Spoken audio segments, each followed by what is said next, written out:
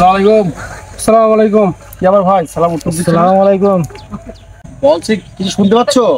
আমি শুনবো না তো কোনো কথা। সালাম উত্তর দাও ভাই, এটা রাখো না, ছেড়ে দাও, এটা ছেড়ে দাও, এটা রাখো না। কিছু ফেললে 1000-1200 টাকা দাম। আরে ভাই, আমি হেডফোনটা কান থেকে খুলে কি ভুল করেছি? আর রোজার মাস, ইফতারের সময় হয়ে গেছে, এখন সালাম দিয়েছি, তুমি নামাজ পড়বে, ইফতার করবে। তুমি কি মুসলিমের ছেলে নয়? তুমি কি রোজা রাখো নি?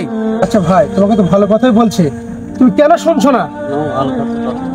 দরকার নেই, কেন দরকার নেই? তুমি ইয়াং ছেলে, এখন তোমরা এখন নামাজ পড়বে। আল্লাহ যুবকদের নামাজকে সত্যি বেশি ভালোবাসে, কেন নামাজ পড়বে না তুমি? আমি তোমার ভালো জিনিস বলেছি, রোজার মাস, এখন ইফতারের সময় হয়ে গেছে, তুমি যে গান শুনছো এরকম ভাবে, মৃত্যুর চিন্তা নেই? নামাজ পড়ো, আমার নামাজ। আরে ভাই, তুমি নামাজ পড়তে হবে, তুমি শোনো কথাটা আমার।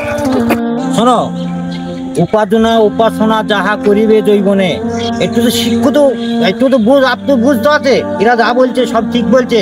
চলো বাবা, নামাজ পড়তে যাও। তোমার হুজুর হয়েছে তুমি, তুমি সরো।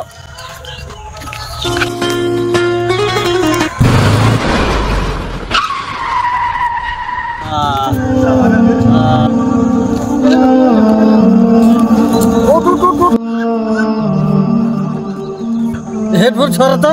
ওরা কত করে বললো নামাজ পড়ার জন্য, তুমি নামাজ পড়তে গেলে না, দেখলে ভাই? চলো একসাথে দুই ভাই নামাজ পড়তে যাই। ওরা ঠিকই বলেছে ভাই, চলো আজ থেকে আমরা নামাজ পড়তে যাই। হ্যাঁ ঠিক আছে, চলো ভাই। চলো। আমি বুঝতে পেরেছি চাচা, নামাজ ছাড়া কিছু নেই। যাক বাবা, তুমি তোমার নিজের ভুল বুঝতে পেরেছো, আজ থেকে তুমি নামাজ পড়ো, রোজা করো, আর ভালো পথে চলো, আল্লাহর কাছে ভালো থাকবে।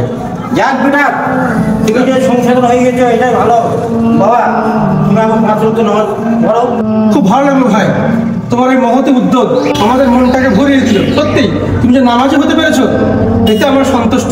আর তোমার ভাই তো 5 ওয়াক্ত নামাজ পড়ে, তুমি পড়ো। হ্যাঁ ভাই, আজ থেকে নামাজ পড়ো, ঠিক আছে?